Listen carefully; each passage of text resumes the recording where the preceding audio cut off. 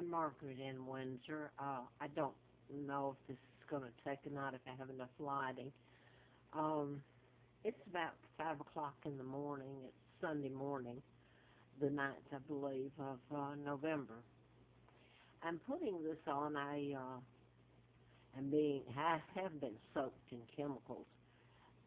They've been used on me all my life, I realize. Now I'm allergic to chemicals, and when I'm around them, forced to inhale them like in a close place or, well, it can be outside if it's somebody burning like tires or something, brush fire where they poured stuff on it, then I react and my immune system attacks itself. And the last year since I've been in Roanoke, and I won't get into giving history, it just takes up more of the video, I've put it on other YouTubes. Gosh, I've got a lot of them up there over a year now. I've been putting them up and on Facebook, and I ran in a campaign in Atlanta to replace a doctor, congressman I had written a book about. He was part of it, and the results of that, I thought that was the results, is I got antifreeze put in me and almost died. I gone into a coma and dying. So it was a miracle I lived. I wrote about Larry McDonald was the doctor, U.S. congressman, whose plane went down later. And I'm going to leave all that out. I was kidnapped from Buckingham Palace in 41, brought to Moulton, Alabama, and given the name of a twin, Peggy Ann Dempsey. I married at Childers. Both twins were dead. They had been killed by their mother, Lina. And I lived a horrible life. It was a pigsty. And I wrote the book, and then I found out in 83 I'd been kidnapped, and who my father is. He's Edward VIII, who was forced out, and there's nothing but lies. History's recorded lies. He was married to my mom, Claudia O'Keefe, from Madison, Wisconsin, American Catholic, and obviously she's Irish. And I think about my poor mom and dad, the life they had to leave and trying to get me back. And they never did, of course. Their identity was stolen by Wallace Simpson and the imposter that married her, pretending to be my dad. This was carried out with the help of the New World Order, the Rockefellers, Rothschilds. My Uncle George, who's illegal, Elizabeth's father, and Joseph Kennedy was ambassador appointed by Roosevelt, and that's JFK's father. So they kidnapped me, and I want to jump to this. Larry Flynn, I was flown out there to, he had been in the campaign to replace Larry McDonald, whose plane was shot down, I'd written about. And I ended up, I was out of his home twice, and he's had a lot done to him. All you have to do is look at him. But anyway, I wanted to get to 86. I came to Roanoke, and I had a letter from the FBI back in when I did the book, and just before the antifreeze was put in me, national security involved, ongoing investigation. So now here I am today, and since I've been here, I've been totally soaked in chemicals. My immune system sets in, and it's really caused much inflammation. And my life has just been shredded. It makes me feel horrible. I stay sick all the time.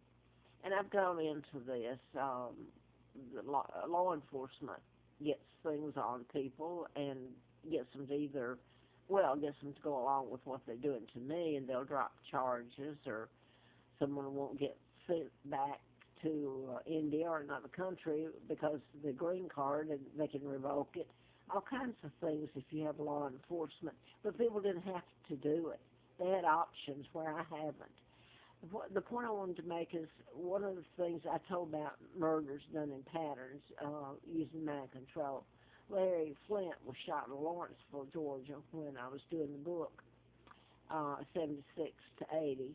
And the person that programmed him was programmed to shoot him, so he was under mind control and kill Mr. Flint's attorney.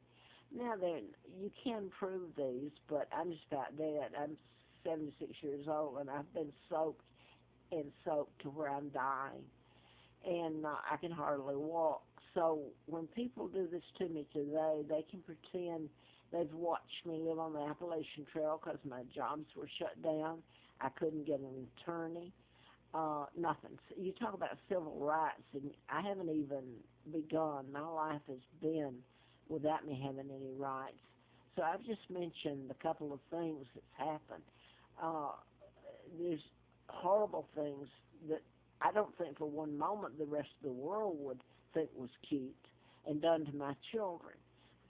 So now I'm not going to live. I'm going to be made move from here or I die. Or, I'm really, really sick. They have soaked me and soaked me. And I'm going to quote, and none of this has done me any good. I'm only telling what this country is doing to me and my kidnapping, and they really think it's cute. It's only, and I'll quote FBI back in '82 in Atlanta. He said he pretended he was bored and he yawned. He said it's only when they find out how it affects them that they care.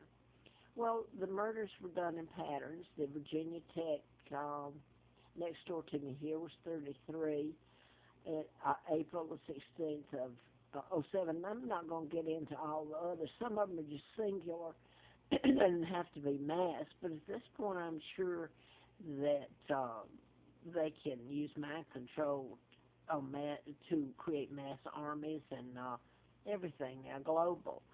But the point is that the last murders have had a um, link to each other. And I told about Alexis Murphy, and they haven't found her body, or they may have, I'm not sure, but as far as I know, or the media doesn't, they haven't found it. But her murder is connected through the patterns to Morgan Harrington and to Hannah Graham, who's English, and she was a student at Virginia Tech, and Morgan was abducted at a Metallica concert there at Virginia Tech, but she actually went to Blacksburg. I'm sorry, Virginia Tech's in Blacksburg. University of Virginia is where Hannah Graham went and where Morgan was abducted from. And before this tape goes out, the link there, not just one, there's a whole slew of them, but the Matthews name, and he was, well, they found DNA, but they're going by forensic. What you're doing is he's under the influence, if you want to call it, of mind control, which they keep all this out of when someone goes on trial and they're innocent, like the Aurora, Colorado. You wouldn't hear any of this come in there. They're treating him for mental illness and actually torturing the hell out of him. So anyway, in this one, there's a lot more to it, but the Matthews, the woman that when I moved in this place where they're soaked me and nothing would ever be done about it.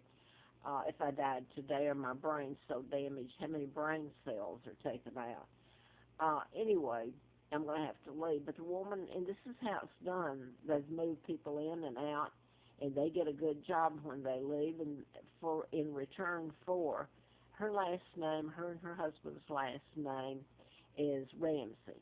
And I'm just going to quote this, as in John Bonet Ramsey. So I won't go any further than that. That's a whole listing of stuff that would prove it. But the Matthew sticks out because her, at the same time, the lady that's, her last name is Ramsey, lived next door to me here, was always talking about Matthew. Well, I can get into other Matthews. Matthew Dempsey was in the Army. That was where I grew up. I grew up thinking he was an uncle. But that's the point I want to make is it's Matthew's name. And the name Matthews is, Jesse Matthews is the man that's in jail now for the murder of Hannah and hasn't been charged with Morgan's. But he's under mind control. The Alexis Murphy goes right in there, too. So now then, I'm a hostage here. I have been here. They kidnapped me. They have tortured me and done. I haven't had a civil right, and my sons haven't. I don't even know where they are now. I don't know if they're alive. I have to hope they are. But I want to say this: they're talking the media here, is, and they all know it. Oh, believe me.